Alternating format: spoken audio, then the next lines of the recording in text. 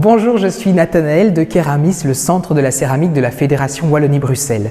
Aujourd'hui, je vous invite à me suivre pour découvrir l'œuvre de ce mois d'octobre. Ça se passe par là.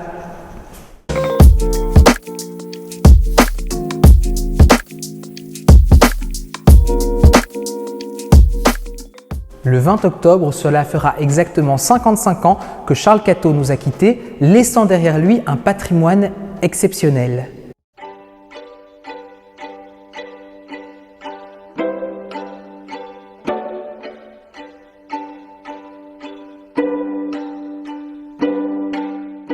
Charles Catteau voit le jour à Douai, dans le nord de la France, le 26 janvier 1880. Issu d'une famille modeste, il se prend très vite d'intérêt pour les arts et la céramique. Il est d'ailleurs diplômé en 1903 de l'École nationale de céramique de Sèvres en tant qu'ingénieur céramiste.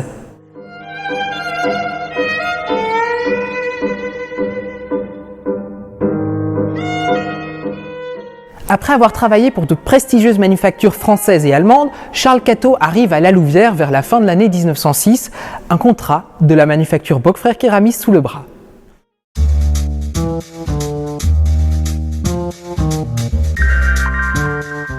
D'abord engagé comme dessinateur, Charles Catteau se retrouve très vite nommé responsable du département décoration, se retrouvant ainsi à la tête de l'atelier de fantaisie de la manufacture.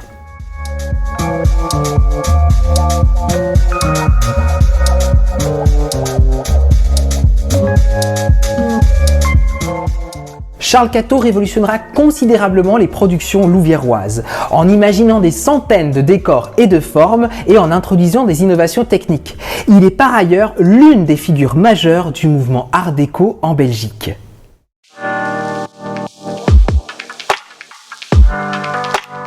Si on est familier avec les nombreux vases signés Charles Catteau, il est intéressant aujourd'hui de s'intéresser à un volume signé de l'artiste céramiste.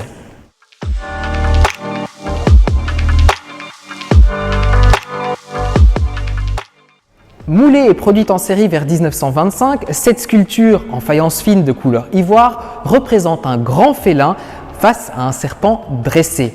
On a l'impression qu'on est figé dans l'instant juste avant une bataille qui promet d'être épique. Ce sujet est en fait tiré du décor 1156, imaginé aussi par l'artiste, et qu'on retrouve sur un vase en grès cérame. Il est intéressant de souligner ici qu'un autre élément de ce décor 1156 a également inspiré l'artiste pour faire une autre sculpture.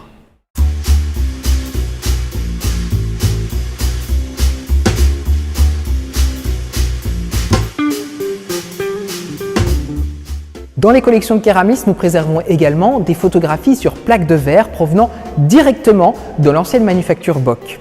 Sur une de ces photographies, on retrouve notre sculpture soulignée de la mention « Tigre ».